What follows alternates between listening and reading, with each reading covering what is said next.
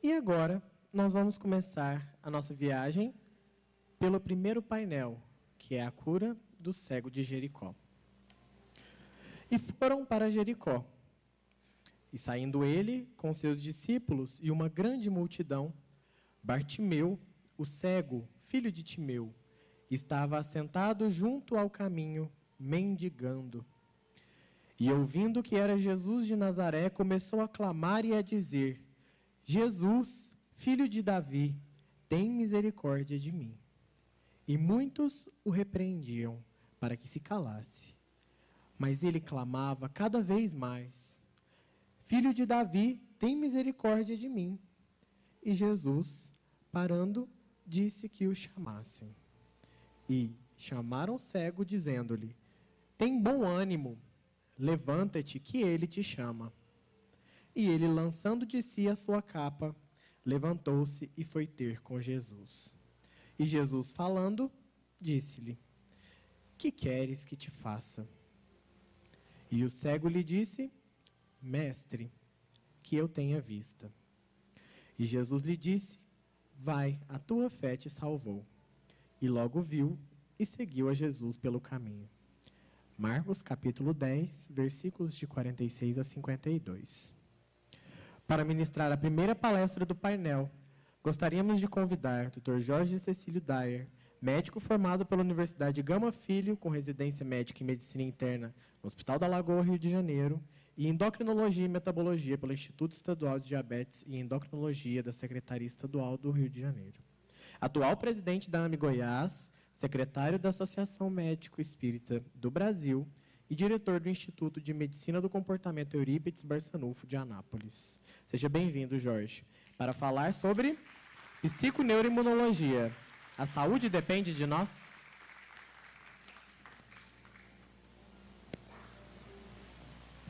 Boa noite a todos. Alegria estar aqui em Uberlândia. Eu, como um bom anapolino, a gente sempre teve uma inveja danada de Uberlândia. Uma cidade que cresce e acolhe sempre a todos, né? Inicialmente, eu fiquei preocupado porque o Marquinhos falou 2 vezes que a partir de amanhã que ia ter o evento e tudo. Foi para cancelar minha palestra. E eu estava a pensar o que tem a ver a cura do cego Bartimeu com a psiconeuroimunologia. E antes disso, pensando na doença que levou à cegueira de Bartimeu, encontrei um artigo de John Riggs no Journal of Christian Apologetical, em que ele me trouxe uma luz muito interessante. Primeiro, que Marcos chama Bartimeu pelo seu nome 2 vezes. Bartimeu já significa filho de Timeu. Ele diz o cego, chamado Bartimeu, filho de Timeu. Depois é a primeira vez que Marcos utiliza o termo filho de Davi. Jesus é chamado filho de Davi pela primeira vez, é no capítulo 10 do Evangelho de Marcos. O que é muito interessante é que esse autor, ele faz um paralelo entre o cego Tiresias, que encontra Odisseus, Ulisses, e o cego Bartimeu. E Timeu é um nome grego. E, diferentemente do cego Tiresias, que permanece cego, Bartimeu, ele tem a visão restituída. Então, Riggs questiona se Marcos não estaria trazendo uma simbologia de que a filosofia cristã ilumina a filosofia grega e a filosofia clássica, que é a mãe de todas as filosofias. Depois, pensando o que a psiconeuroimunologia teria a ver com a cura, e foi uma cura milagrosa, não dependeu do cego Bartimeu, dependeu dele querer, mas foi Jesus quem operou, com efeito físico que nós bem conhecemos, estudamos em A Gênese, na segunda parte, a Gênese que completa 150 anos esse ano, e também questionando por que a psiconeuroimunologia, ou a ciência, ela faz uma pergunta diferente daquela que nós fazemos. Porque a psiconeuroimunologia, ou a ciência, pergunta o como. Para a ciência interessa como as coisas acontecem. que para nós que estamos em nossa busca, a pergunta começa com porquê. Mas, como temos que falar do nosso tema, vamos lá. Foi Robert Adler, quem cunhou o termo psiconeuroimunologia na década de 80, mas o termo psicoimunologia, segundo Solomon, já existia já era usado desde a década de 60. E o termo, ele diz respeito ao estudo das interações entre sistemas comportamental, neural, endócrino e imunológico. A ativação do sistema imune, isso foi observado por Bazedowski, que é o grande autor, junto com Adler, dos primórdios da psiconeuroimunologia. A ativação do sistema imune é acompanhada por mudanças nos processos hipotalâmicos, endócrinos e autonômicos. E o que existe, na verdade, nós temos um grande sistema de comunicação do organismo com fatores externos e internos, envolvendo os três sistemas, imunológico, endócrino e o sistema nervoso, que são intimamente interligados e capazes de reagir também a modificações comportamentais e emocionais. O pessoal do vídeo falaram que a gente tem duas televisões de 42 polegadas de retorno, mas como o meu slide só aparece na da esquerda, eu sou meio cegueta, se tivesse no primeiro monitor, se pudesse colocar, ficaria melhor.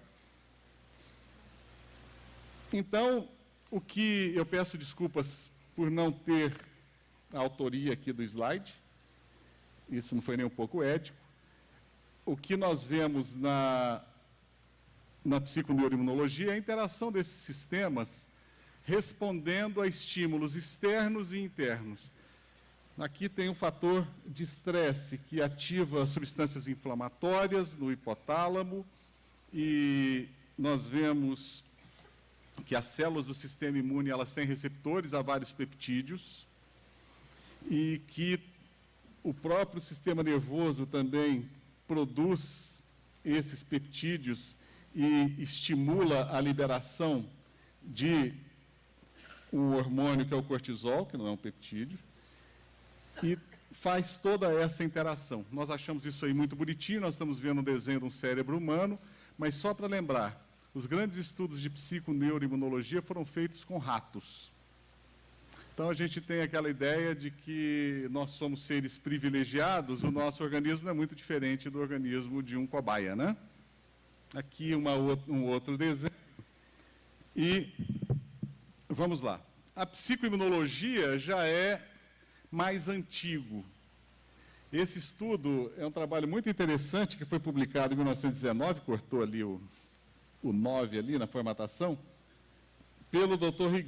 Toru Higami, em que ele avaliava a influência psíquica na cura, os atos psíquicos no progresso da tuberculose pulmonar. Ou seja, já se tinha uma percepção, e essa percepção não precisa ser cientista para que se tenha, mas o cientista pergunta o como, e o Dr. Higami, ele tentou entender o como e viu um sentido moral na progressão da tuberculose, como a mamãe já dizia para a gente há muito tempo, né?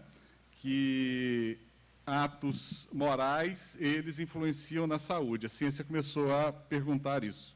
Eu tenho um inimigo cruel aqui me marcando o tempo. O timer podia estar no da esquerda e o da direita tem os slides. E aqui é um artigo muito interessante, a mortalidade do luto, em que esse autor, o Rees, num artigo de 1967, ele mostrou que nos primeiros 2 anos após a viuvez, há um índice altíssimo de morte do cônjuge que ficou. E porque se sabe que as pessoas casadas, elas vivem mais, têm uma saúde melhor. E o que esse estudo mostrou, um estudo populacional, que envolveu mais de 5.000 pessoas, mostrou que os 2 primeiros anos de viuvez, eles são cruciais. Eu tenho um exemplo em casa, minha mãe, depois dos primeiros 2 anos de viuvez, conheceu o mundo e está doentinha e continua viajando a danada. Passou 2 anos, tem uma certa sobrevivência. E um estudo muito interessante da psiconeuroimunologia é esse estudo da doutora Mary Bennett, que foi publicado em 2003, em que ela estudou, em 83, em que ela estudou o efeito de sorrir alegremente sobre as células, os natural killers, que são células de defesa. O que ela fez? Ela levou estudantes de medicina da Universidade Indiana para uma sala de cinema. E imaginem os 10 aluninhos lá na sala de cinema, cada um com um sorinho ali na mão, com a veia cateterizada. Opa, agora ficou bom. A veia cateterizada e ela coletando material. Então, o que ela percebeu é o seguinte, foi que sorrir alegremente diminuía o nível de cortisol e aumentava a atividade desses neutrófilos. Em compensação, o grupo controle, que estava assistindo um drama, não teve a mesma resposta. Então, sorrir alegremente aumenta a nossa imunidade. Em períodos de epidemia, não experimentem ficar sorrindo, mas se cuidem, que não tem nenhuma garantia. Esse estudo de Mário Burregar, ele mostra o efeito da mente determinando uma resposta à doença de Parkinson. Ele estudou pacientes com doença de Parkinson. Ele mostra que aqui, antes do paciente receber um remédio em que foi dito a ele, olha, o senhor vai receber uma medicação nova para a doença de Parkinson, onde está mais vermelhinho é que está faltando dopamina. E depois que esses pacientes receberam o remédio, que na verdade era um placebo, certamente água salinizada, houve um aumento da produção de dopamina e o paciente melhorou do Parkinson. E aí o Dr. Mário Burregar, ele conclui dizendo o seguinte, a mente representa um aspecto fundamental e irredutível do nosso mundo. Vou ter aspecto 2 vezes, desculpem. Os processos e eventos mentais, conscientes e inconscientes, são traduzidos pelo cérebro para uma linguagem neural. Por sua vez, essa linguagem neural é traduzida para a linguagem dos vários órgãos e sistemas. E aí ele fala o como. E o Espiritismo também complementa o como, porque nós vamos lá com Clarencio, quando ele nos diz que o nosso perispírito, né, um veículo de células elétricas nas quais o pensamento circula em circuito fechado, reverberando nos chakras, nas intimidades dos centros de força. Mas o que é mais interessante é a percepção de autores que não são necessariamente médicos, mas que estudam saúde pública, como o Dr. Leonard Sagan, em que ele percebe que o que explica de um modo muito mais importante a redução das taxas de mortalidade em todo o mundo é o aumento da esperança e o declínio do desespero e da desesperança. Isso aí explica muito mais, de uma forma muito mais consistente. Ele fez um estudo muito interessante, utilizando dados da ONU, e ele percebe que há efetivamente uma redução das taxas de mortalidade nos países onde houve um aumento da esperança, onde o desespero diminuiu.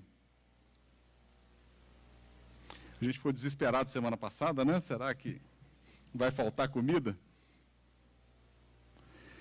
Porém, o Greg Eastbrook, ele tem um livro muito interessante chamado O Paradoxo do Progresso. No início da década de 2000, nos Estados Unidos existia um hambúrguer de $100, porque o grande lema da economia americana é que um hambúrguer não pode custar mais que $1. Mas como lá tem inflação, hoje em dia custa. Mas o hambúrguer não pode custar mais de $1. Mas no início dos anos 2000, haviam os hambúrgueres de $100. O que são os hambúrgueres de $100? A população americana, cada vez mais rica, ao invés de apenas colecionarem carros caros, tão caros quanto os modernos Tesla, e esses carros que matam os admiradores de carros de inveja, deve matar de inveja e não de cobiça, porque senão você vai ferir o 10º mandamento, eles começaram a comprar aviões. e os hambúrgueres de $100 eram hambúrgueres das pessoas que saíam para jantar, pegavam o seu carro, iam até um hangar com o avião próprio, viajavam 1 hora, 1 hora e meia, pousavam na outra cidade, jantavam e depois voltavam para casa. E houve esse grande boom de progresso. E o Greg Eastbrook, ele percebe o seguinte, que houve efetivamente um grande progresso material. Porém, o que ele percebia é que a grande maioria das pessoas na União Europeia e nos Estados Unidos tem mais riqueza material do que seus pais tiveram. Meus avós vieram do Líbano. Passaram por Uberlândia porque chegaram de navio em Santos. Pegaram a Transmogiana e caíram lá em Ipameri, que não é muito longe daqui.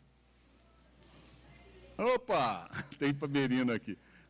Foram lá, eles estabeleceram família, se conheceram e tudo. Mas se eu chegasse para o meu avô, que faleceu em 1972, que eu tenho boa lembrança dele, se eu chegasse para ele e dissesse que 30 anos depois eu poderia vir do Líbano para o Brasil, gastando cerca de 14 horas, pegando um avião, ele não acreditaria.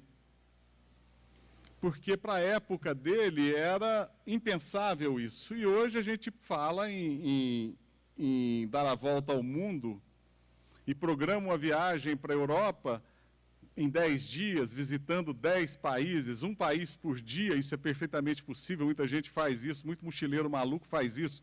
Os meninos do DEA têm energia e ânimo para isso, a gente vai ficando velho, vai perdendo, né? Mas se falasse isso há 40, 50 anos atrás, era algo impossível. Então, o progresso, efetivamente, ele veio, mas com o progresso veio também uma porcentagem enorme de depressão. O número de pessoas que se consideram felizes nos países mais ricos, eles têm diminuído a cada dia. E os índices de depressão e ansiedade têm aumentado assustadoramente a despeito do progresso material.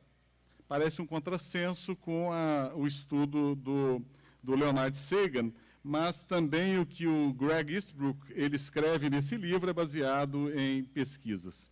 Nós sabemos que a saúde ela tem 6 dimensões, desde o biológico até o bem-estar espiritual e emocional. Mas tem também 3 grandes emoções negativas, que é a tristeza, expressa pela depressão, o medo, que é expresso pela ansiedade, e a raiva, que é expresso pela hostilidade. Um pouquinho de hostilidade todos nós temos que ter, porque senão ninguém sai de casa, né? Se eu souber que, se eu não tiver um pouquinho de hostilidade, eu não abro a porta do meu apartamento, entro no meu carro, porque eu sei que eu posso ser assaltado ali na esquina. Então eu tenho que enfrentar. Se o cirurgião não tem um pouquinho de hostilidade, ele não passa a faca na barriga dos outros, né? Não usa o bisturi para agredir um corpo e salvar uma vida. Então, hostilidade é natural, mas hostilidade excessiva, ela é causadora de mortes. E aí nós vamos nas grandes lições, porque efetivamente o que nós temos que perceber é que, vamos lá com Allan Kardec, na questão número 101 em diante, na escala espírita, de O Livro dos Espíritos, na verdade, em que ele diz que nós na Terra somos espíritos da terceira ordem. O que caracteriza espíritos da terceira ordem é a nossa inferioridade, é o orgulho, é o egoísmo, é o predomínio do mal sobre o bem. Então nós vivemos naquela ilusão de que eu posso provocar saúde, eu posso promover a minha saúde com o meu psiquismo, isso é uma realidade, mas mais das vezes eu promovo doença. É muito mais fácil eu promover doença. A própria psiconeuroimunologia, ela estuda a arte de promover doença pelo próprio pensamento. É o que a gente sabe fazer muito bem, né? A gente promove doenças por nossa natural condição evolutiva. Allan Kardec explica muito bem isso na própria Revista Espírita de 1858, quando ele faz algumas simulações. Economista adora fazer simulação de economia, Allan Kardec faz simulação de espíritos de todas da segunda e da terceira ordem. E ele vê um planeta onde predominam espíritos da segunda ordem, o conceito de justiça é diferente. Porém, nós somos espíritos da terceira ordem, e aí o nosso conceito de justiça está amadurecendo pouco a pouco. André Luiz, em Libertação, ele vai dizer: dirija o homem em sua vontade para a ideia de doença e a moléstia lhe responderá ao apelo com todas as características dos moldes estruturados pelo pensamento enfermiço. Eu tenho uma paciente que ela começou a frequentar o consultório, magra, fazia atividade física, mas ela cismava que iria ficar diabética. Não tinha nada de hereditariedade e mantinha uma dieta rigorosa, mas ela todo semestre ela lia: doutor, será que eu estou diabética? Eu falei: você vai acabar ficando diabética. Insistiu e não é que a mulher ficou diabética. Não tinha nada. Eu falei: a senhora desejou tanto, olha, está aí seu diabetes. A senhora conquistou a sua medalha, a senhora tem agora a doença. Ela falou: será que eu vou precisar usar insulina? Eu falei: com certeza, daqui 1 ano a senhora está usando insulina. Daqui 2 a senhora está com bomba de insulina, daqui 5 está fazendo transplante de pâncreas. Eu falei: nossa, o senhor me desanima. Eu falei: a senhora está provocando a questão, o medo todo, e a gente é capaz de promover isso. André Luiz diz que a sugestão mental positiva determina a sintonia e receptividade da região orgânica em conexão com o impulso havido. E as entidades microbianas que vivem e se reproduzem no campo mental dos milhões de pessoas que as entretêm, acorrerão em massa absorvidas pelas células que as atraem em obediência às ordens inferiores reiteradamente recebidas, formando no corpo a enfermidade idealizada. Olha como a gente promove doença com uma facilidade muito grande. A semana passada, nós tivemos no editorial da JAMA, que é o jornal da Associação Médica Americana, um editorial muito interessante falando sobre o microbioma. E lembrando o seguinte: nós temos mais DNAs de bactérias em nosso corpo do que DNA humano. E existe um terceiro grupo de DNA que nós carregamos e nós estamos conhecendo agora, que é o viroma. André Luiz fala em molde mental de bactérias. E ele diz que nossa mente produz essas bactérias. Ele vai falar isso em Mensageiros e Missionários da Luz. Ele chama de verdadeiras bactérias, mas são só potenciais energéticos de bactérias, moldes criados pela nossa mente. Ou seja, se o nosso corpo físico já convive com bactérias físicas, e hoje em dia a bactéria é culpada de tudo, né? Desde a minha obesidade, ao diabetes dos meus pacientes, à dor de dente de alguém que tem um problema de gengiva muito sério. Então, tudo hoje em dia é devido ao microbioma. E olha como, se nós já convivemos no corpo físico com essas bactérias, no nosso corpo psíquico, nós produzimos essas bactérias. André Luiz vai dizer isso. Em Libertação, ele foi muito legalzinho ao dar esse tópico, mas ele vai ser muito mais incisivo no livro Os Mensageiros e em Missionários da Luz, principalmente. Então, André Luiz vai dizer que o problema de ligação mental é infinitamente importante, porquanto o doente que se compraz na aceitação e no elogio da própria decadência acaba na posição de excelente incubador de bactérias e sintomas mórbidos. Ou seja, é muito mais fácil, é muito legal eu sair, por exemplo, de um encontro, eu estou revitalizado, eu estou saudável. E aí eu chego para o meu dia a dia, eu vou para a minha sintonia habitual.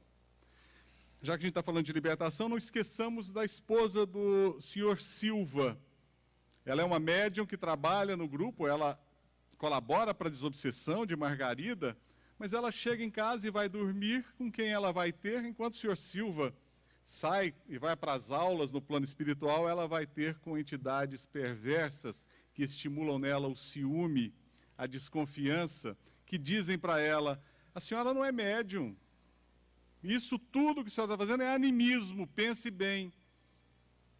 Ou seja, nós somos muito mais capazes de buscar uma influenciação negativa e promovermos doença do que promovermos saúde. Eu vou passar um pouquinho, porque tem um cronômetro ali que está Ao invés de colocar um emblema do Flamengo, ele coloca um cronômetro ali na frente. Ali, ainda em Libertação, nós vamos ver com André Luiz, o espírito encarnado sofre influenciação inferior por meio das regiões em que se situam o sexo e o estômago. Eu, como gordinho, não precisava ler isso, né? E recebe os estímulos superiores, ainda mesmo procedentes de almas não sublimadas, pelo coração e pelo cérebro. Quando a criatura busca manejar a própria vontade, escolhe a companhia que prefere e lança-se ao caminho que deseja.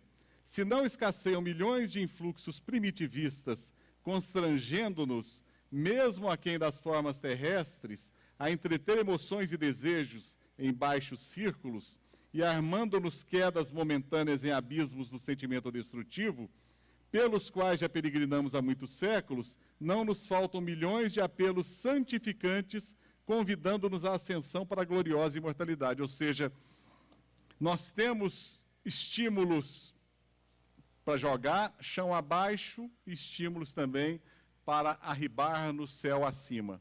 Depende de nossa sintonia. Então, enquanto a ciência explica o como, nós estamos mais interessados no porquê.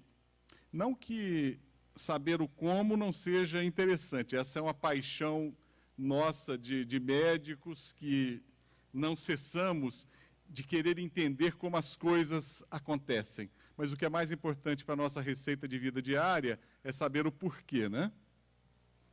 Em Os Mensageiros, quando ele fala das nuvens de bactérias produzidas pelo corpo doente, temos a nuvem de larvas mentais produzidas pela mente enferma.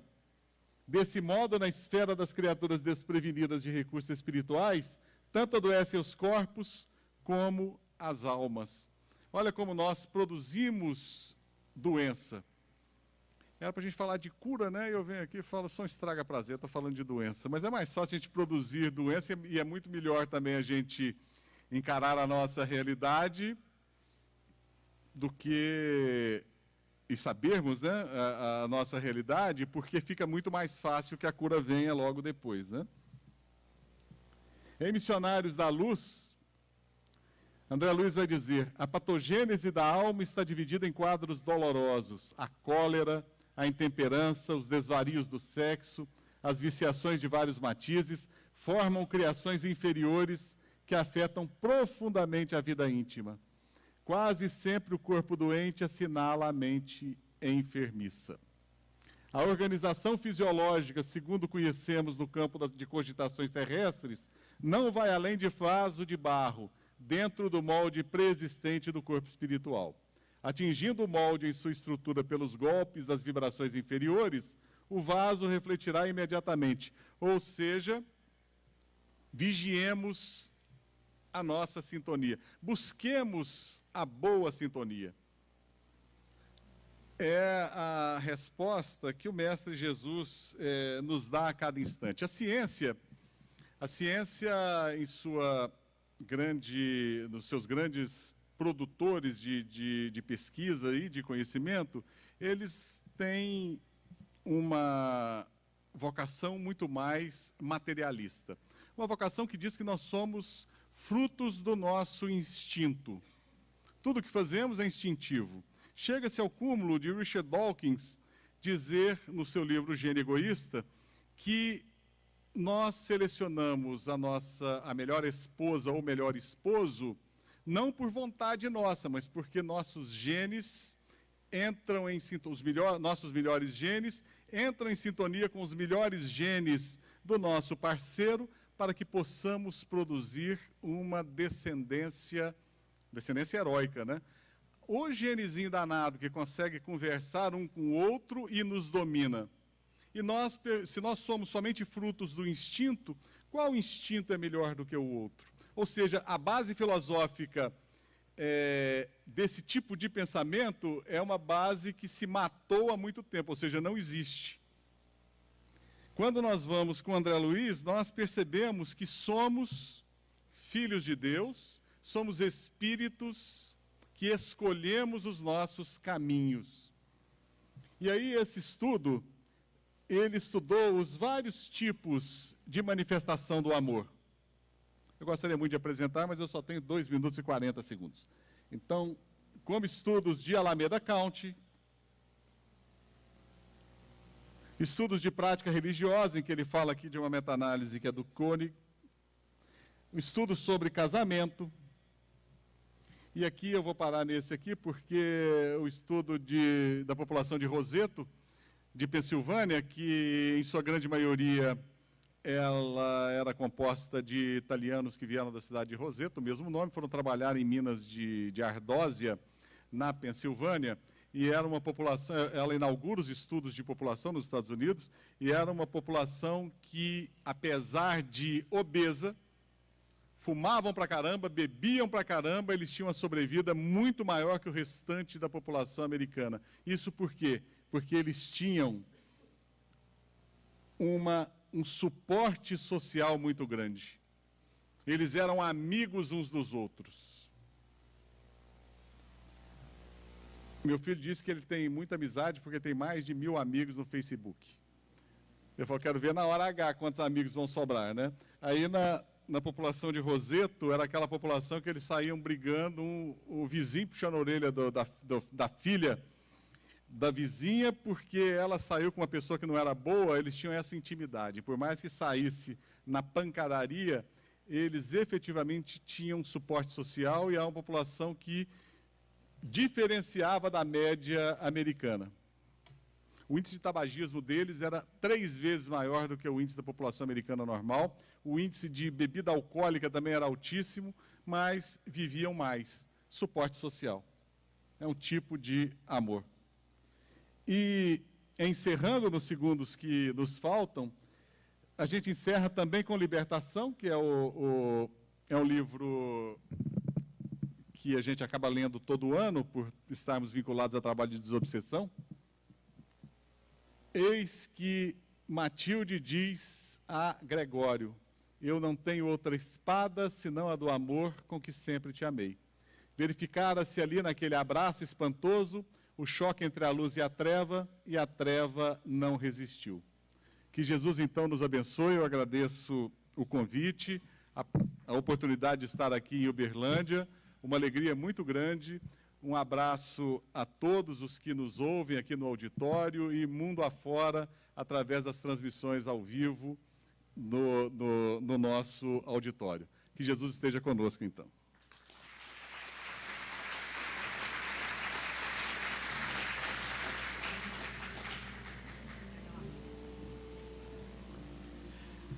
Então, convido novamente Lohana para a entrega da lembrancinha, entregador oficial da lembrancinha aos palestrantes.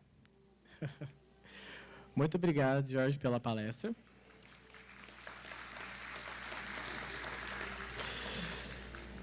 E agora nós gostaríamos de convidar a Mariana Souza de Oliveira, estudante do 8º semestre de Psicologia na Universidade Federal de Pelotas, membro do DA AME Pelotas, para ministrar a palestra Por que adoecemos? Onde surgem as doenças? Seja bem-vinda, Mariana.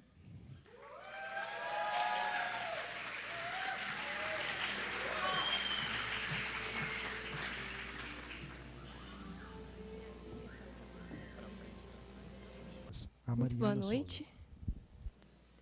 É uma imensa alegria estar aqui, junto de corações tão queridos.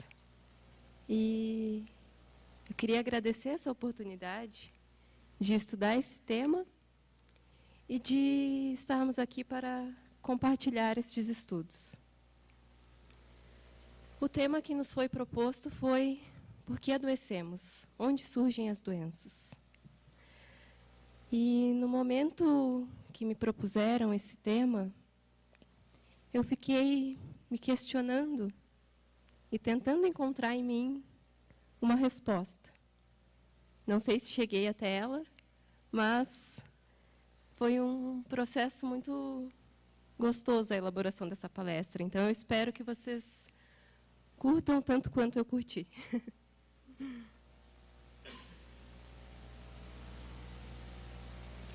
A doença, ela está tão profundamente arraigada à existência humana como a morte. Somos espíritos encarnados, temos um corpo material, feito de uma matéria densa, e é uma certeza, quando encarnamos, que vamos desencarnar. Outra certeza que podemos ter é que, invariavelmente, passaremos por processos de enfermidade. Algumas acompanham-nos desde o nascimento e outras adquirimos ao longo de nossa existência. As chagas da alma manifestam-se através do envoltório humano. Corpo doente reflete o panorama interior do espírito enfermo. No nosso processo reencarnatório, recebemos este corpo material que nos é uma dádiva, um presente que nos foi dado e que foi delineado minuciosamente de acordo com as nossas necessidades individuais de espírito. Temos a obrigação de cuidar deste maquinário que nos foi cedido para este momento. Dizer que este corpo foi delineado de acordo com as nossas necessidades espirituais é dizer que temos o instrumento ideal para nos auxiliar na nossa caminhada evolutiva e na nossa ascensão de espíritos imortais que somos. Temos que ter gratidão por este corpo e veneração por ele. Muitas vezes podemos achar que ele não é como a gente gostaria, mas na verdade ele é. Ele é exatamente como nós precisamos. André Luiz nos fala em Pensamento e Vida que esse corpo ele começa a ser delineado desde o momento da fecundação. Sabemos que muito antes no planejamento reencarnatório, mas a passagem de Pensamento e Vida que nos chamou a atenção é quando ele traz que nas primeiras células da divisão embrionária, o espírito atrai essas células como uma matriz que atrai limalha de ferro, como uma matriz magnética que atrai limalha de ferro. Então, a gente começa a entender a dimensão dessa grandiosidade e que cada célula da nossa divisão embrionária inicial já estava em harmonia com esse espírito.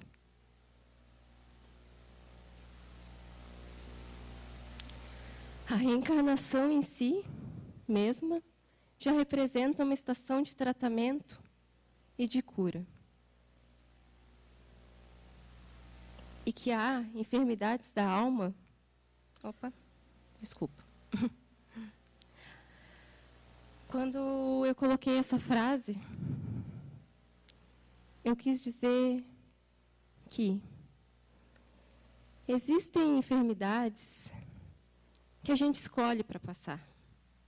No nosso planejamento reencarnatório, nós optamos em nos impor aquele auxílio, que será aquela doença que vai nos auxiliar a caminhar por um caminho seguro. Mas outras enfermidades, elas nos são impostas. Devido ao nosso grau de consciência e pela misericórdia divina de Deus, elas nos são impostas para que nesse estágio de densidade da matéria possamos purificar nossa alma. As chagas da alma se manifestam através do envoltório humano. O corpo doente reflete o panorama interior do espírito enfermo. E quando eu li essa frase, eu fiquei refletindo como passar isso de uma forma não condenatória, no sentido de não querer atribuir significado a cada enfermidade, quando se fala de análise de sonhos, se tem a premissa de que a melhor pessoa para dar o significado a um sonho é aquele indivíduo que sonhou. Na lógica das enfermidades, essa premissa é válida. A melhor pessoa para dar a significação da sua doença é o próprio enfermo.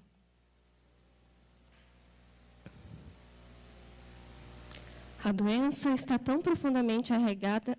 Ai, desculpa, gente. Estou com um problema aqui. Espera aí que eu voltei.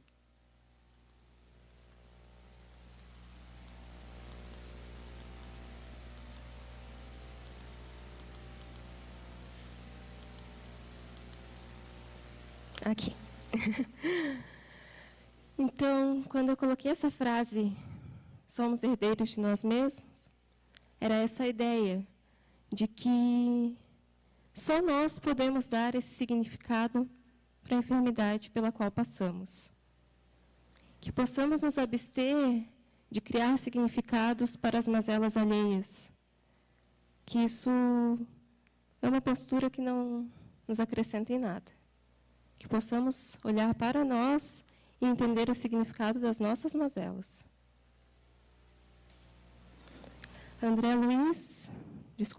Emmanuel, em Pensamento e Vida, nos diz que trazemos conosco a soma dos reflexos bons e menos bons de que somos portadores, segundo a colheita de méritos e prejuízos que semeamos para nós no solo do tempo.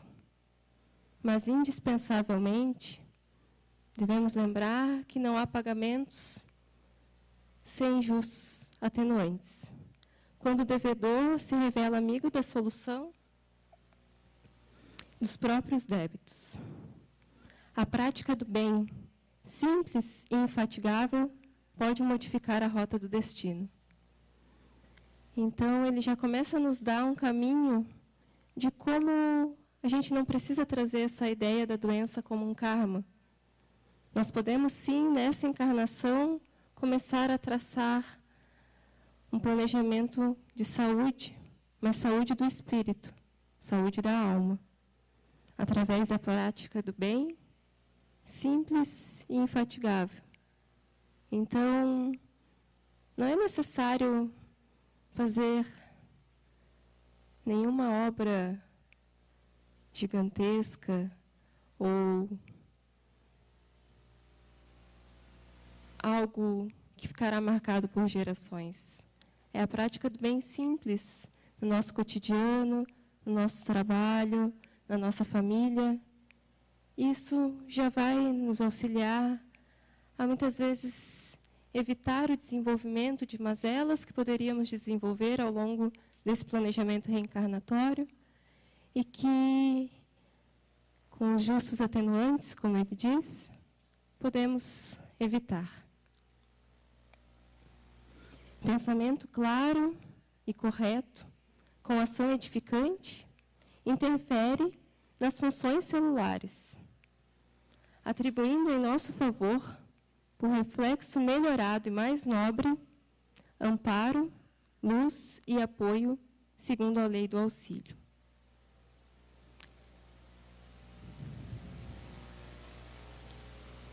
Sobre essa frase, eu gostaria de trazer um outro comentário, que por muito tempo, e ainda em diversas situações, eu me pego mantendo um estado vibratório não muito saudável.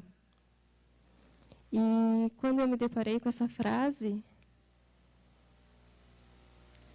me pareceu uma receita, no sentido de querer dizer que o pensamento claro e correto, com ação edificante, interfere nas funções celulares. Ou seja, quando deixamos aquelas emoções não muito felizes, como trouxe o Jorge Dyer, a tristeza, a raiva, o medo, ficarem em nosso pensamento, em nossos corações por muito tempo, isso invariavelmente pode nos trazer moléstias, enfermidades e sofrimento. Mas o pensamento claro e correto, com ação edificante, pode nos trazer saúde. Ninguém poderá dizer que toda enfermidade, a rigor, esteja vinculada aos processos de elaboração da vida mental. Mas todos podemos garantir que os processos de elaboração da vida mental guardam positiva influenciação sobre todas as doenças. Nem toda doença é fruto dos nossos pensamentos, das nossas emoções e do nosso comportamento. Existem espíritos que pedem para vir com determinadas enfermidades, como eu já falei anteriormente. E não cabe a nós querer dar este significado. Isso é um significado muito pessoal, muito íntimo de cada um. Mas os processos de vida mental, os pensamentos, as emoções, invariavelmente influenciarão nas doenças. Então, esses pensamentos e emoções não muito felizes vão sim contribuir para o desenvolvimento de possíveis doenças que poderiam estar sendo evitadas.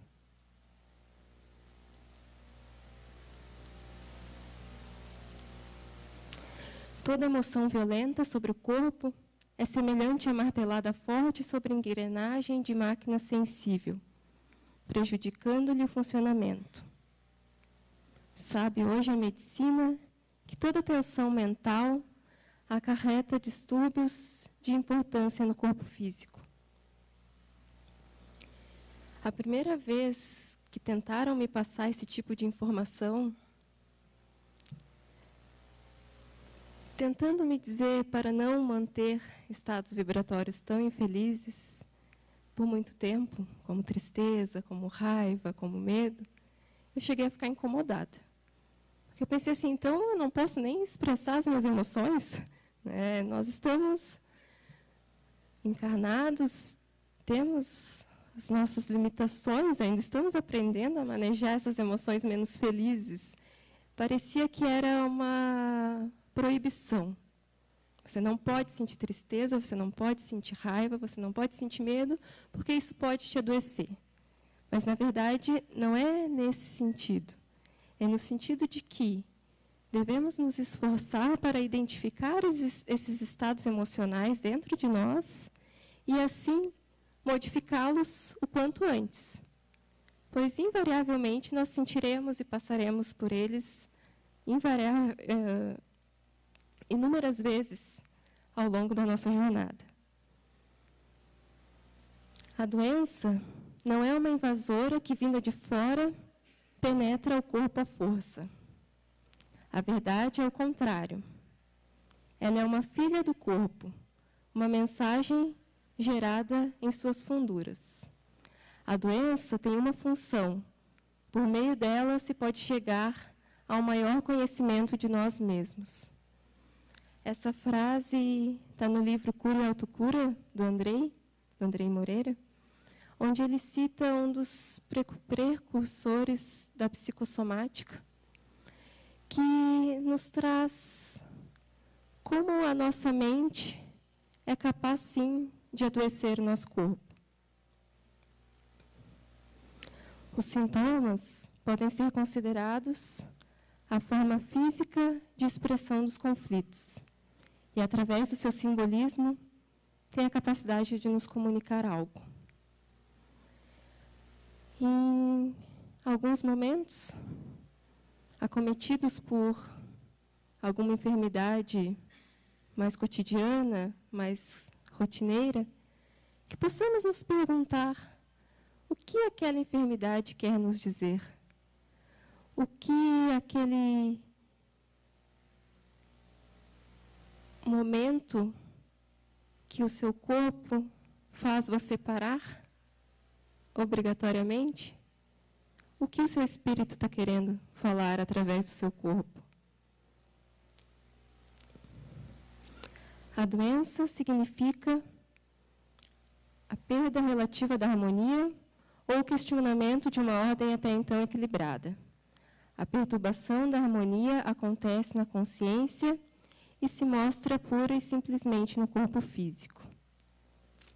Essa é uma consideração do livro A Doença como Caminho e vem bem em encontro a preceitos da psicanálise, quando nos dizem que o nosso psiquismo ele será impactado pelas mais variadas emoções, e se nós não tivermos um arcabouço psíquico capaz de elaborar essas emoções e de dar um significado para elas, essas emoções, elas acabarão por desaguar no nosso corpo físico, como uma forma de aliviar a tensão do psiquismo. Ou seja, muitas das doenças, agora abordando mais especificamente as psicossomáticas, elas são uma forma de alívio. É uma forma do nosso psiquismo dizer, não dá mais. Eu não estou mais aguentando toda essa carga emocional que está sendo depositada. Então, através do corpo, ele consegue aliviar essa tensão. André Luiz nos traz no livro O Nosso Lar, no capítulo 41, essa frase: a doença é a mestra da saúde. Mas como estados aparentemente paradoxais podem estar assim associados de modo a um parecer ser o caminho para o outro? Como se a doença fosse capaz de nos ensinar algo sobre a saúde. A doença, ela é uma espécie de chamado. Um chamado da alma em uma linguagem codificada. Como o chamado que Jesus trouxe para Mateus, retratado nessa obra do pintor barroco Caravaggio. É um chamado íntimo, profundo, particular, muito individual.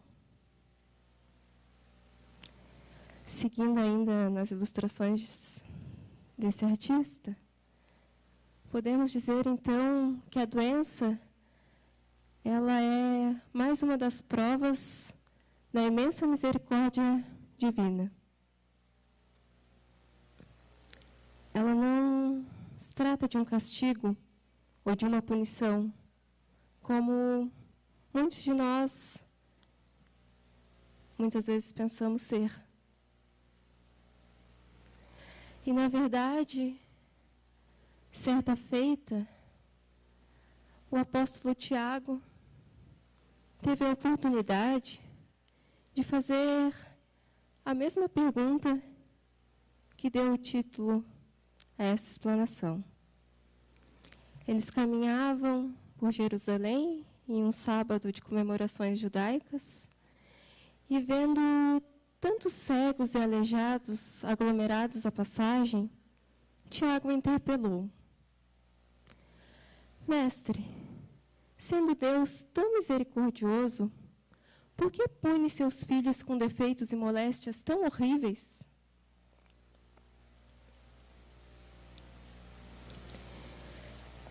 Acreditas, Tiago? Respondeu Jesus, como o melhor terapeuta de almas que já tivemos notícia. Ele responde Tiago com esta pergunta: acreditas que Deus desça de sua sabedoria e de seu amor para punir seus próprios filhos? O Pai tem o seu plano determinado com respeito à criação inteira. Mas dentro deste plano, a cada criatura cabe uma parte na edificação pela qual terá de responder. Abandonando o trabalho divino para viver ao sabor dos próprios caprichos, a alma cria para si a situação correspondente. Trabalhando para reintegrar-se no plano divino, depois de se haver deixado levar pelas sugestões funestas e contrárias à própria paz.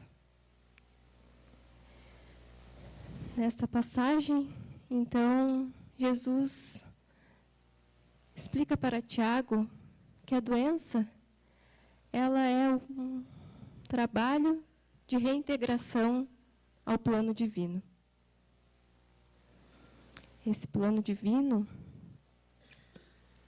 ele certamente é um plano bem complexo e que tem várias variáveis, mas podemos ter a certeza que esse plano inclui amor. E Leon Denis nos traz que, acima de tudo, Deus é amor.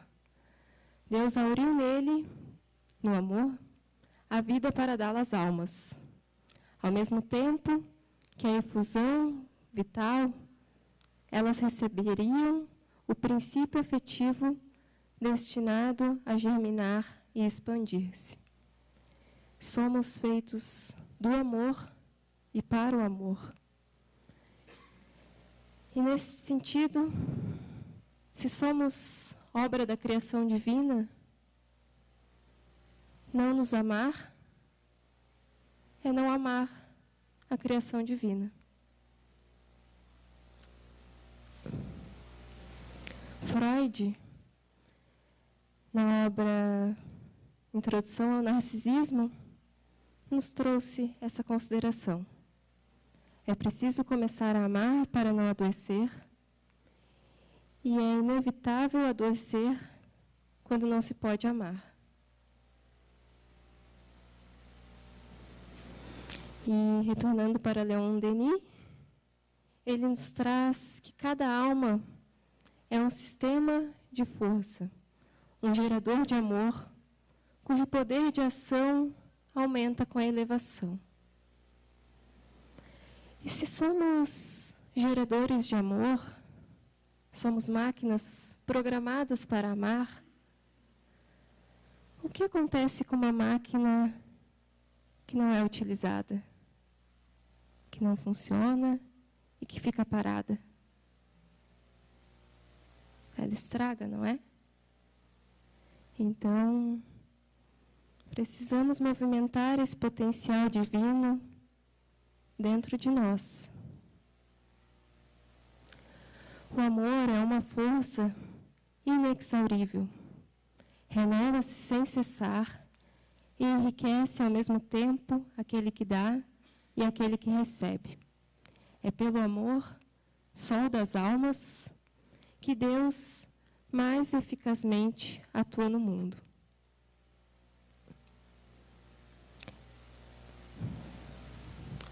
O próprio Einstein reconheceu a força do amor quando escreveu uma carta que foi enviada para sua filha, pois, na verdade, ele não chegou a conhecer esta filha. Esta filha foi uma filha ilegítima dele, na época ele não pôde reconhecê-la. E, provavelmente, em um momento de reflexão, de lembrança dessa criança, ele escreve essa carta, dizendo para ela que há uma força extremamente poderosa para a qual a ciência até agora não encontrou uma explicação formal. Essa força universal é o amor. O amor ilumina aquele que dá e o que recebe. O amor é a potência, pois multiplica o melhor que temos permitido, assim que a humanidade não se extinga em seu egoísmo cego. Essa força tudo explica e dá sentido à vida. E o próprio Viktor Frankl, um psiquiatra que introduz a logoterapia, fala disso, que o amor é capaz de dar sentido à vida. Esta é a variável que temos ignorado por muito tempo, talvez porque provoca medo. E realmente, eu posso dizer que o amor, ele provoca medo. Eu, quando conheci essa família, que é o departamento acadêmico da Associação Médico Espírita, isso faz exatamente 4 anos, eu nunca tinha me deparado com tanto amor concentrado num só lugar. E confesso que no primeiro dia eu me assustei. Mas depois, algumas horas convivendo com esse amor, foi o suficiente para não saber mais viver sem ele.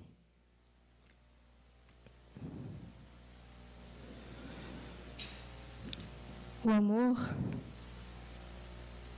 Leon Denis nos traz que são raios refratários que abrange e penetra todos. Difundindo-se neles, faz rebentar e desabrochar 1000 formas variadas, 1000 esplêndidas florescências de amor.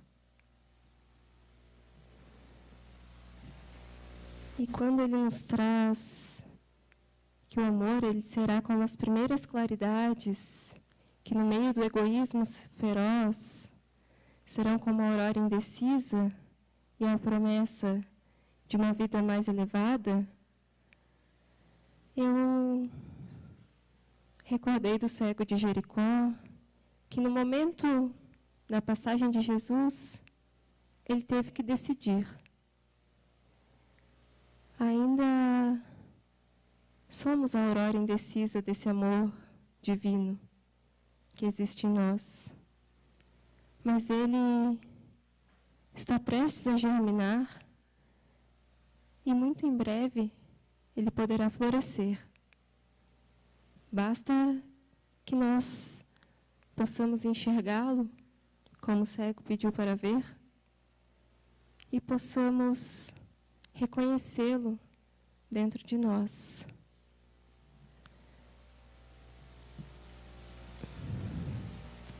Bartimeu,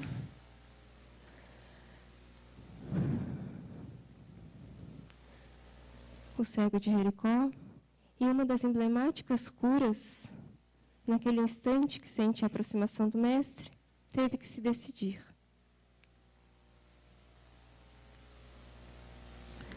E eu gostaria de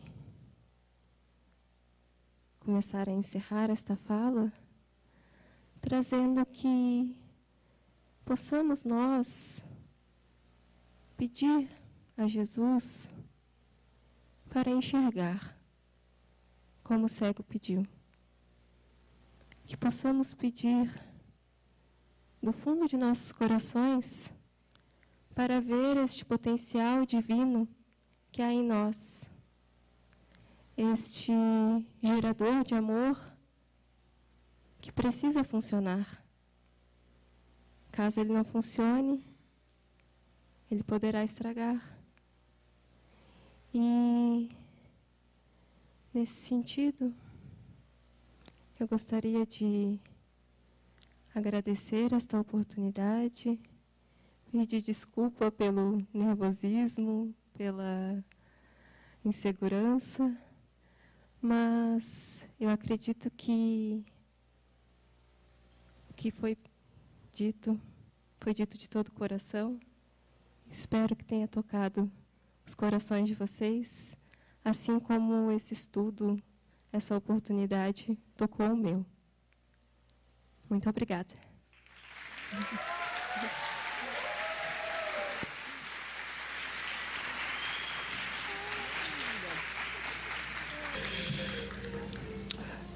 E continuando com a nossa programação e fechando o primeiro painel do nosso congresso, convidamos agora a Márcia Colasanti, médica formada pela Faculdade de Ciências Médicas de Santos, com especialização em saúde ocupacional e pneumologia, atual tesoureira da AME Brasil e tesoureira da AME Santos. Seja bem-vinda, Márcia.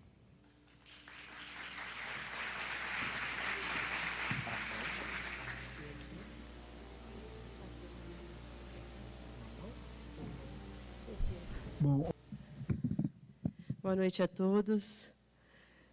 É uma alegria nós podermos estar entre as almas afins que compartilham do ideal de Jesus e da doutrina espírita. E nesta noite, queria agradecer então o convite do Diretório Acadêmico, da AME Brasil e a diretoria. E nos convidaram para falar sobre a doença como ferramenta de progresso. Certamente que, entre todos os fatos que Jesus realizou na Terra, os mais frequentes foram as curas. E, com isso, Jesus queria demonstrar que o verdadeiro poder é o poder do bem. Curando as pessoas enfermas, ele as aproximava do seu coração e realizava o verdadeiro amor, transformando aquelas criaturas. E essas curas iam reverberar entre o povo de então. E assim que quando Bartimeu percebe que Jesus está ali próximo e grita pelo mestre para que o mestre o curasse, e Jesus manda chamá-lo, ele diz: "O que queres?" E Bartimeu responde: "Que eu volte a ver." E Jesus imediatamente promove a cura do cego pedinte e fala: "A tua fé te curou." Naqueles tempos, acreditava-se que o cego de nascença era por culpa, então a cegueira de nascença era por culpa dos pais, ou seria por culpa dos pais pecadores, ou por culpa do próprio cego. Então Jesus, vendo o cego, imediatamente reconheceu que a sua cegueira não era por culpa de seus pais, mas sim por culpa dele mesmo. Como compreender que alguém nasça já com culpa e apresente a cegueira de nascença, se não analisarmos a situação do ponto de vista da existência do espírito imortal e da reencarnação? E então, nós passamos ao nosso tema para compreender um pouco sobre a questão, então, da doença, da enfermidade, que certamente um dia baterá à nossa porta, se já não enfrentamos esta provação. Todos de nós, um dia, seremos chamados a dar o testemunho, e tudo que vive neste mundo sofre. No entanto, o amor é a lei do universo. A dor, ela segue os nossos passos e espreita-nos em todas as voltas do caminho. Assim, Leon Denis nos apresenta a dor. E certamente que é muito difícil compreendermos todo o significado da dor e do sofrimento diante das provas que se apresentam em nossa existência ou diante de uma enfermidade. E Leon Denis nos fala, então, que a dor e o sofrimento são uma lei de equilíbrio e de educação. E que o sofrimento vem em decorrência da violação, da nossa violação das leis divinas, né? E certamente que observamos que todos os seres na Terra sofrem, não só os homens, mas todos os seres. E por isso Leon Denis nos fala que a dor e o sofrimento devem ser uma necessidade geral e um instrumento de progresso. Kardec também, no Livro dos Espíritos, nos fala que muitas vezes, poucas vezes, os sofrimentos não são em decorrência dos nossos atos, mas que a maior parte do sofrimento que assola a nossa existência são consequência da nossa vontade, das nossas escolhas, que repercutem não só na vida presente, como nas vidas futuras. E ainda, discorrendo sobre o sofrimento, Francisco Cândido Xavier nos fala que ele é a didática da própria vida. Em Ação e Reação, o instrutor Druso nos alerta que a dor é o ingrediente mais importante na economia da vida em expansão. E falando sobre a dor, ele a classifica em 3 tipos. A dor, evolução, é aquela dor que vem de fora para dentro, é a dor decorrente dos fatos da vida e necessária ao nosso progresso. Fala-nos da dor auxílio, que é aquela dor que muitas vezes é causada como uma enfermidade pelos instrutores espirituais que querem muitas vezes, quando nós temos merecimento, nos proteger de uma queda moral, ou então provocando a enfermidade, para que nós venhamos a refletir no final da nossa existência, quando não logramos alcançar o progresso moral a que estávamos destinados naquela encarnação.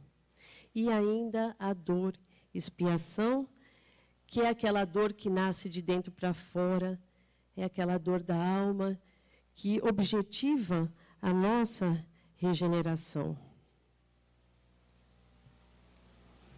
E então é necessário que nós compreendamos exatamente, né, o que é saúde, o que é enfermidade. Como já foi mencionado, o Emmanuel fala que é a perfeita harmonia da alma, né, para o qual muitas vezes nós vamos precisar da contribuição das moléstias e deficiências transitórias na Terra. É assim que nós, estando distanciados da lei do amor, nós acumulamos em nossa própria tessitura espiritual as deficiências dos males que causamos a outrem. Então, tudo aquilo que expressamos, né, no nosso corpo como doença, é porque a doença está refletindo o nosso panorama interior, um panorama enfermo que ainda portamos. E ainda Emmanuel nos fala em Religião dos Espíritos que durante a encarnação nós escolhemos a maior parte das doenças que vão nos tornar objeto de preocupação. Então vejamos como é importante nós estarmos atentos para as nossas atitudes, porque nós provocamos desregramentos ou vivenciamos desregramentos de toda a parte, propiciando então a instalação de enfermidades e complicando o nosso caminho evolutivo.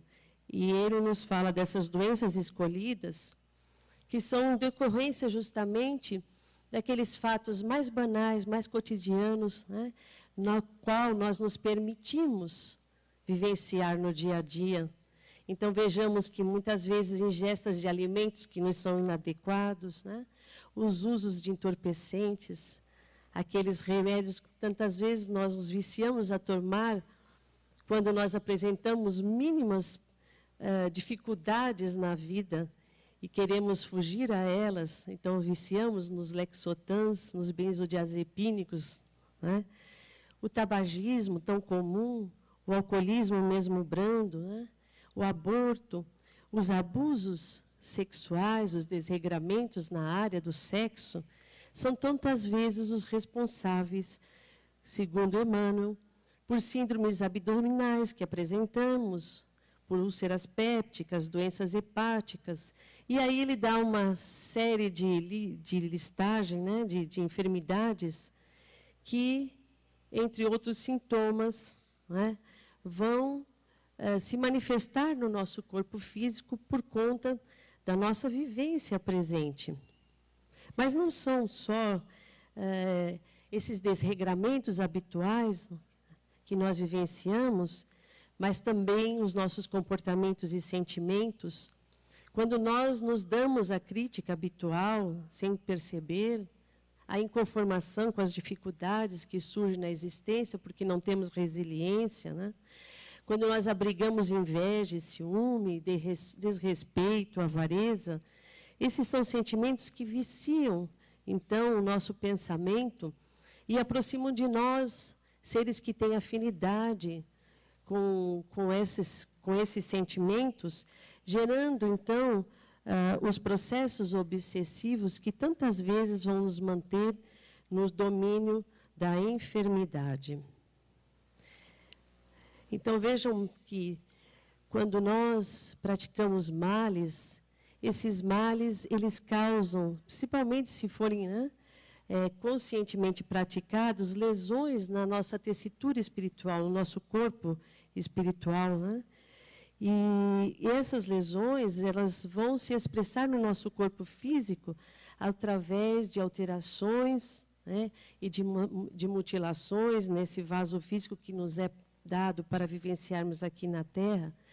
Então, esses desajustes que nós possuímos, pensamento desregrado, né, o pensamento no mal, nos sentimentos que nos causam dificuldades, eles vão não só reverberar no corpo denso, mas como no corpo espiritual e no nosso cérebro físico, causando, então, muitas vezes, perturbações e doenças mentais que vão se refletir na existência vindoura. Mas nós aqui na Terra estamos muito acostumados a minimizar, né, o abuso que realizamos. Então, quando estamos aqui, muitas vezes estamos ajustados às convenções sociais e os nossos desregramentos ficam meio que escondidos, né? Mas, quando nós nos deparamos com a passagem para a vida espiritual, as nossas paixões, as nossas viciações, os nossos abusos, né, vão se expressar no nosso corpo espiritual. É assim que, depois da morte, então, nós vamos encontrar o resultado das nossas escolhas físicas. E André Luiz destaca que multidões de criaturas partem da Terra em lastimáveis condições, né? Em condições de desequilíbrio e de alucinação. E ele destaca que, quando nós atravessamos um processo de enfermidade, antes de partirmos da Terra, nós temos uma oportunidade de refletir sobre o que realizamos e de reajustar sentimentos e padrões mentais, né, de nos perdoarmos e tantas vezes perdoarmos a outrem com os quais temos dificuldades de relacionarmos e causamos, talvez, né, injúrias. E, então, a enfermidade, ela é uma bênção antes de nós retornarmos ao mundo espiritual.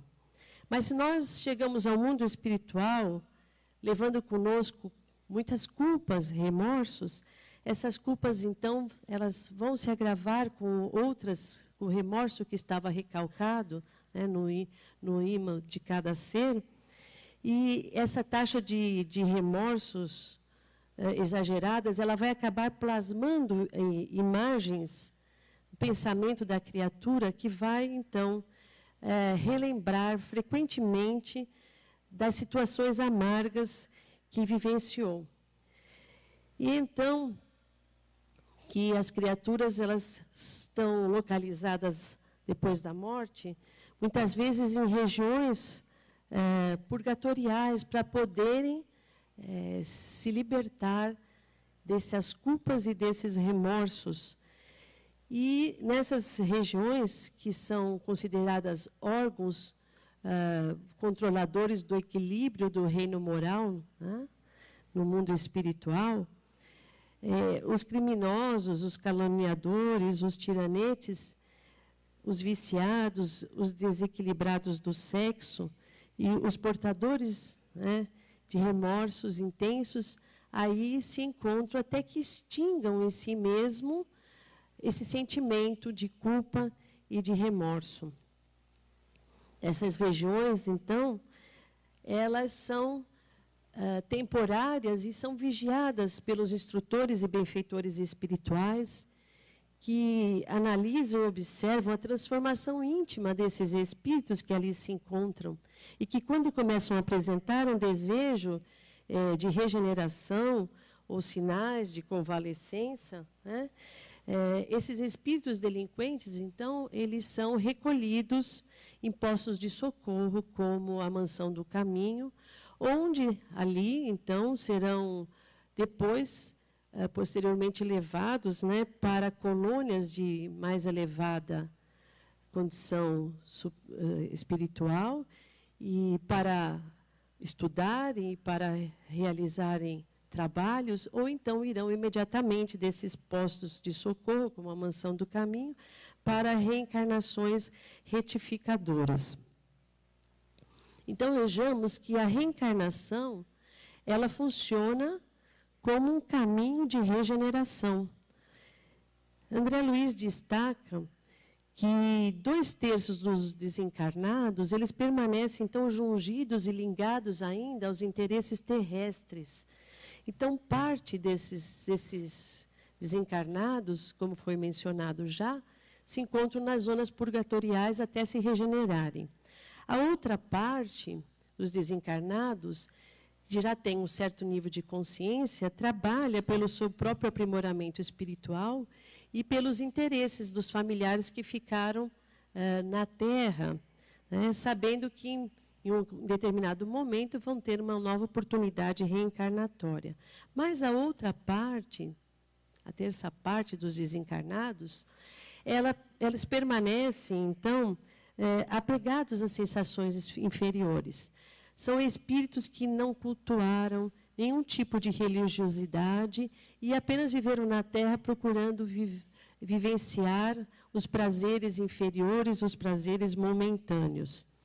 Então, esses espíritos são aqueles que são considerados gozadores contumazes, e o instrutor Aulus, em Domínios da Mediunidade, ele nos fala que existem muitos processos de reajustes para esses espíritos, porque chega uma determinada hora em que eles ficam cansados também de estarem ainda presos a situações terrenas.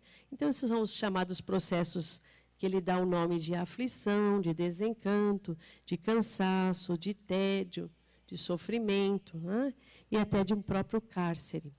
Mas, quando esses processos de reajuste, eles não funcionam, esses espíritos são conduzidos, então, a reencarnações dolorosas, né? São almas necrosadas no vício e que renegam o amor e o poder divino. E essas reencarnações dolorosas são reencarnações em que eles não são consultados, são realizadas de forma compulsória pelos espíritos superiores que trabalham, não é, em toda a programação reencarnatória da humanidade. Então, muitas vezes, esses espíritos eles vão apresentar, então, patologias que, às vezes, nós nos perguntamos o porquê, mas está ligando justamente ao seu passado sombrio. Então, são os casos de idiotia, de hidrocefalia, de paralisia, né? Muitas vezes de cegueira, de epilepsia secundária e de mutilações congênitas. Evidentemente que nós não vamos tomar esses exemplos que André Luiz nos traz e colocá-los como única explicação para aqueles que nós conhecemos e, às vezes, apresentam essa patologia. Porque cada um tem a sua história de vida, cada um tem o seu processo, né?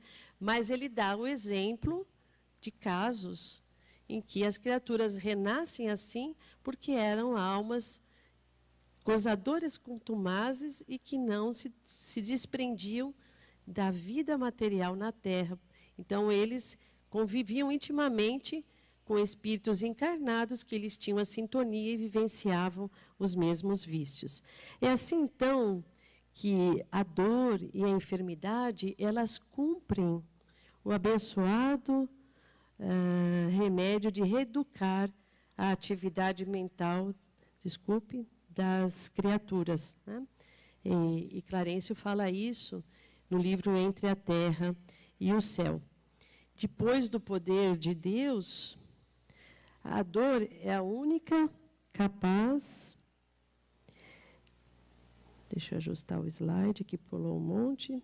Depois do poder de Deus, a dor é a única capaz de alterar o rumo dos nossos pensamentos, compelindo-nos a indispensáveis modificações com vistas ao plano divino a nosso respeito. Então, vejam o que é o poder da dor, e tantas vezes a enfermidade para nós é dor, ou dor material, ou dor moral, ou as duas concomitantemente, né? Porque nós sabemos o quão difícil é enfrentarmos uma enfermidade. É assim que aqueles espíritos que foram retirados das regiões purgatoriais e foram levados para escolas no mundo espiritual, e nessas escolas eles se reabilitam, né? E já trabalhando e tendo conhecimento dos seus próprios erros passados, eles ficam, digamos assim, sensibilizados, né? Ou por que não dizer muitas vezes atormentados com os caminhos que tomaram, com o seu passado sombrio. E esses espíritos então solicitam novas encarnações, né, para retornar à Terra e poderem reparar o passado sombrio.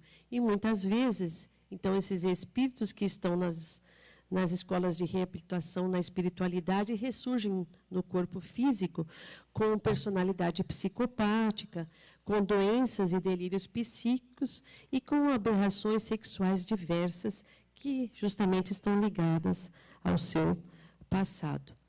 Também nós temos as encarnações daqueles espíritos que vêm diretamente dos abismos expiatórios. E essas almas geralmente ressurgem, renascem, entre aqueles que foram, digamos assim, colaboradores, né, da sua queda, que foram seus cúmplices no passado, dos seus erros, né? Então, eles vêm inclinados à recuperação na reencarnação atual, protegidos no recôndito do lar, mas eles mantêm-se ainda ligados, jungidos, né, às linhas inferiores. Assim, eles facilmente assimilam a influência dos espíritos inferiores. Então, esses espíritos que procedem dos abismos expiatórios, muitas vezes se apresentam na atual encarnação como psicopatas amorais. Não são aquelas criaturas que são indiferentes às noções de dignidade, que apresentam uma certa perversidade, brutalidade nas suas ações, agressividade, né? São espíritos petulantes e que têm tendências aos vícios e os crimes. Mas tudo isso faz parte de um processo evolutivo, né? E que certamente, quando a criatura quer, ela consegue, então, se transformar. E aí, o ponto que é o ponto principal que nos foi solicitado, de como a enfermidade pode funcionar como ferramenta de progresso para nós. Então, existem os institutos, né, da reencarnação no mundo espiritual, que realizam todo o planejamento reencarnatório daqueles espíritos que precisam desse planejamento para poderem reparar o seu passado. Então, esse planejamento ele vai ser de acordo com a condição evolutiva de cada um. Então, os espíritos superiores, eles têm uma condição tal que eles mesmos auxiliam os instrutores espirituais, que são espíritos de alta envergadura, no planejamento da sua encarnação, na realização do seu mapa, porque tudo é planejado antes deles à Terra retornar. Já os espíritos inferiores, eles normalmente obedecem às características, então, da hereditariedade, sem que haja efetivamente uma proteção, né, para que aquela vida lhe conceda, muitas vezes, desviar-se, né, de doenças genéticas, como os espíritos elevados vêm. Às vezes vêm numa família e que tem uma série de enfermidades e tudo, e nesse planejamento reencarnatório, eles são, então, liberados, né, desse domínio, vamos dizer assim, da questão genética. E os espíritos medianos, que somos nós, né? Somos nós, aqueles que nem somos totalmente bondosos, amorosos e fraternos, mas também não somos conscientemente maus. né? Vamos ter também o nosso planejamento reencarnatório de acordo com os débitos e aquisições do passado.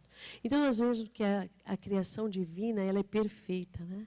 Ela tem um planejamento que nós jamais supomos quando estamos encarnados, mas não acontece nada sem que a lei divina esteja presente ali, né? Direcionando os fatos.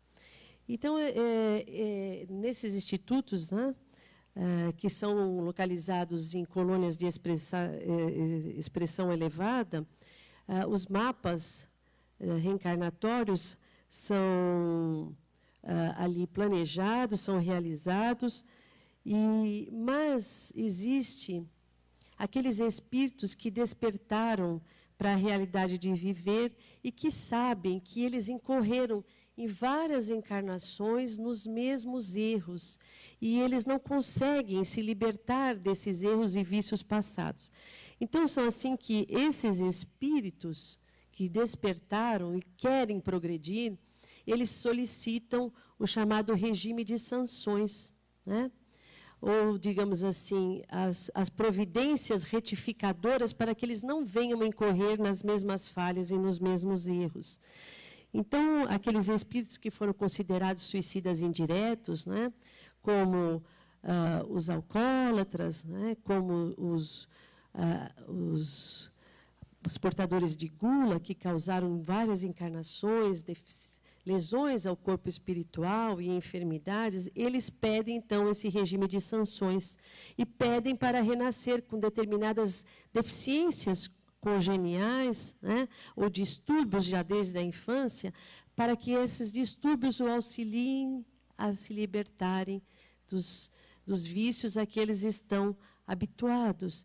Então, é assim que renasce, muitas vezes, com estenose de piloro. Acho que eu não passei ali. Passei? Não. Eles renascem com estenose de piloro, com úlceras gástricas, com alterações pancreáticas, com colites, enfermidades do intestino. Então, são sofrimentos persistentes, mas suportáveis, que vão auxiliar no progresso espiritual.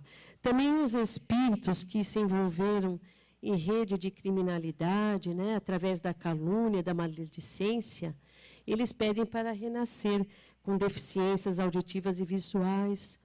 Aqueles que fizeram mau uso do sexo, muitas vezes causando, né, destruição de lares, lesões afetivas em outrem, pedem para nascer com alterações no campo genésico e portarem enfermidades ovarianas e testiculares.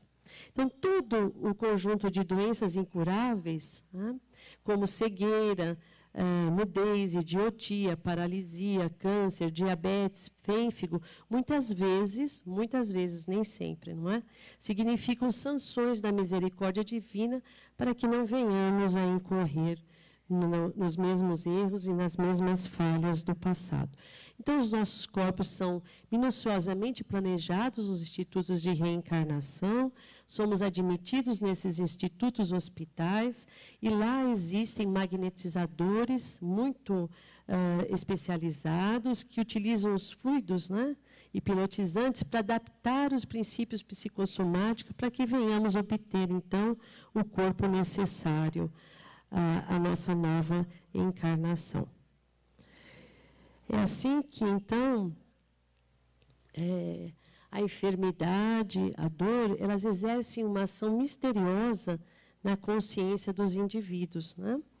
Então, educando, aperfeiçoando, elas vão auxiliar a nossa transformação moral, porque vão auxiliar na aquisição da sensibilidade humana, da delicadeza, da bondade, da ternura, né, da compaixão.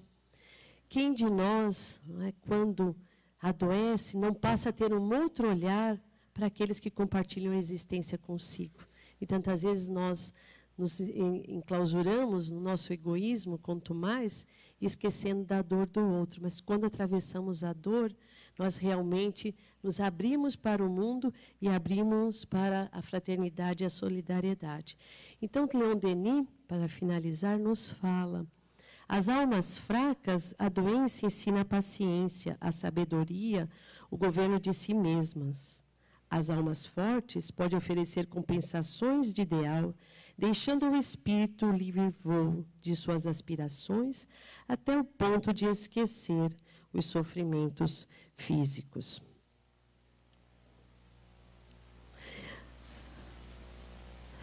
Então, a dor e o sofrimento, eles cumprem um papel educativo, um papel regenerador, um papel de auxiliar na nossa transformação, nos reconduzindo, não é, aos caminhos do bem, em harmonia com as leis eternas.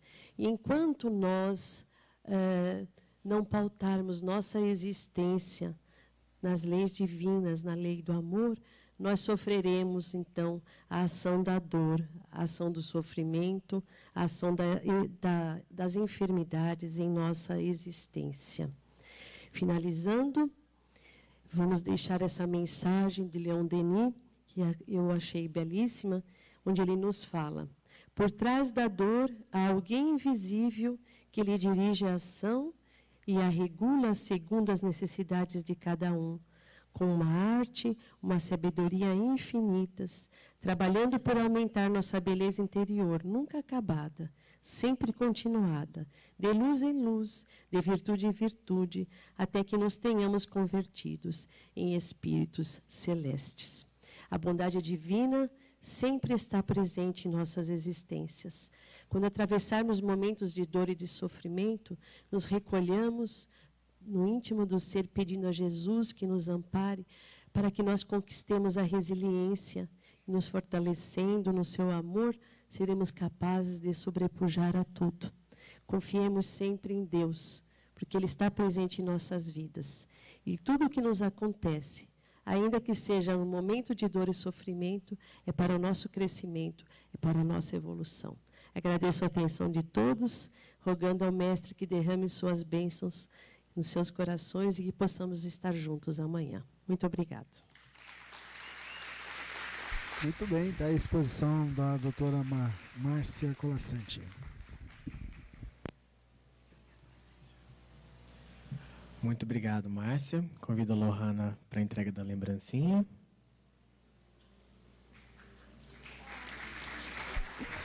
E amanhã começa bem cedinho, viu? Então você, ouvinte Fraternidade, vai começar aqui amanhã cedinho acompanhando com a gente. O cego Bartimeu representa inicialmente a negação do poder pessoal. No entanto, quando algo dentro de si desperta, ele busca o Cristo, deixando para trás a capa das ilusões. Nesse movimento é convidado por Jesus a se aproximar e pede para que veja, retomando a visão. Eis o primeiro passo da nossa jornada: enxergar que somos filhos de Deus e que temos em nós todas as potencialidades. Todos estão convidados para continuarmos essa jornada amanhã, seguindo então agora para a finalização do dia de hoje. Mas antes de fazermos a prece, gostaria de apresentar para vocês o nosso local. Vocês devem ter visto que temos alguns estandes aqui presentes no evento. Então, gostaria de apresentar para todos, porque agora no final eles vão estar disponíveis, vocês podem dar uma volta, conhecer o que nós temos aqui no Condame. Logo aqui na frente, nós temos um estande do Chefe Mineirinho e a Neides Artesanato. Então, temos coisas mineirinhas lá gostosas para comprar, para quem é de fora. Para quem é daqui também, né? É sempre bom apreciar a cultura local. E a Neide Artesanatos também, que faz coisas lindas, compensa ir lá dar uma olhada.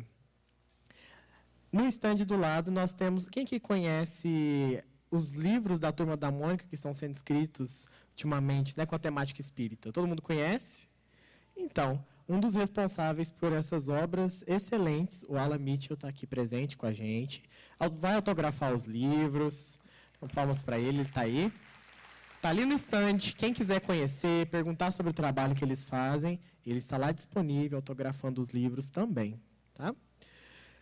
Do lado nós temos o estande do Grupo Espírita Paulo de Tarso, que traz aí várias obras de evangelização, vários livros, material para evangelização infantil também. Então, compensa bastante também lá conferir o estande do Grupo Espírita Paulo de Tarso. Do lado temos a Web Rádio Fraternidade, que é a nossa parceira aqui na AME Uberlândia, sempre conosco nos nossos eventos, né? Eles montaram também um stand onde estão vendendo camisetas e fazendo as inscrições para o próximo Congresso Espírita de Uberlândia. Então, aqui, se alguém quiser ir para o céu, só ir lá fazer a inscrição.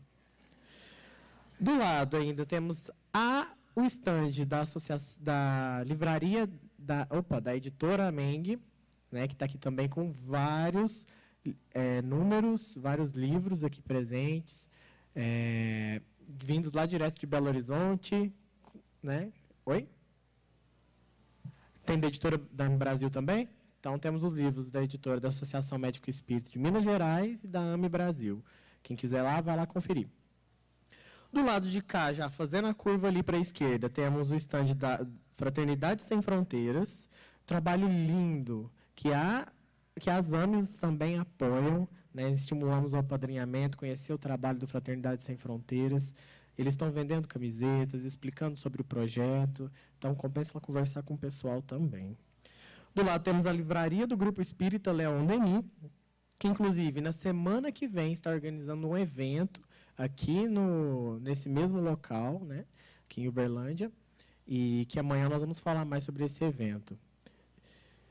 E do lado, não sei se todos viram, mas nós temos uma lanchonete lá que também está sendo organizado pelo Grupo Espírita Leon Denis. Então, quem quiser, ela tem uns bolos deliciosos, pão de queijo, salgadinhos, bebidas. Então, tem um cappuccino, café, sucos.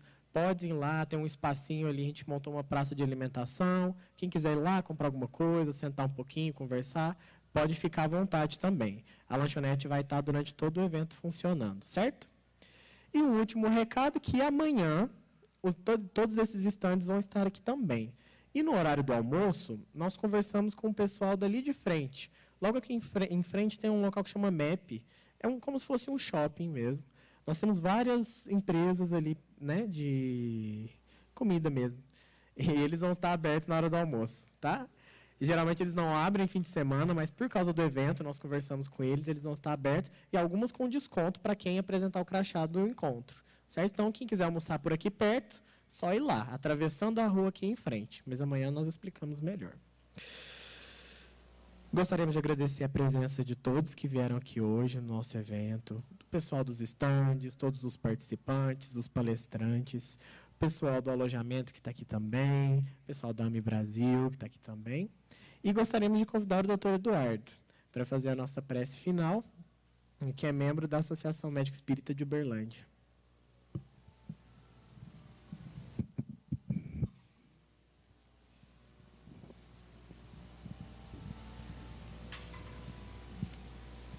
Boa noite a todos. Vamos agora, depois dessa palestra de alimentos, procurar nos sintonizar com os nossos guias espirituais e recebermos o alimento por parte da espiritualidade. Senhor Jesus, aqui nos encontramos, Mestre, genuflexos pelo seu amor, pela sua gratidão, pela sua força, no sentido de podermos, através de tudo que foi nos proporcionado nessa noite, fazendo com que possamos entender o valor e a importância não só da doença, da enfermidade, mas o trabalho individual de cada um de nós, na procura de sintonizar com os amigos espirituais, a possibilidade de trabalharmos no nosso íntimo a saúde maior que é da nossa alma.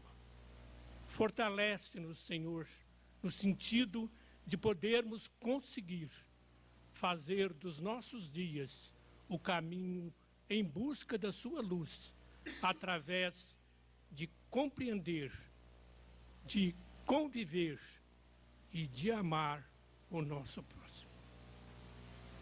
Pai nosso que estás nos céus, santificado seja o vosso nome. Seja feita a vossa vontade, assim na terra como nos planos espirituais. O pão do corpo e do espírito dá-nos hoje. Perdoa, Pai, as nossas dívidas e as nossas ofensas, assim como devemos perdoar aos nossos devedores e ofensores. E não nos deixes cair em tentação, e livra-nos da prática de todo mal. Que assim seja. Que Jesus esteja em nossos corações, hoje, agora e sempre. Antes, eu queria também só falar em respeito do que o nosso colega falou da parte relacionada com o sorriso, né, que pode ajudar nosso trabalho nesse aspecto psiconeuroimunológico, mas ele é importante também na longevidade, porque tem um ditado que diz o seguinte: se você quiser viver muito, você deve comer pela metade, duplicar o exercício e triplicar o sorriso.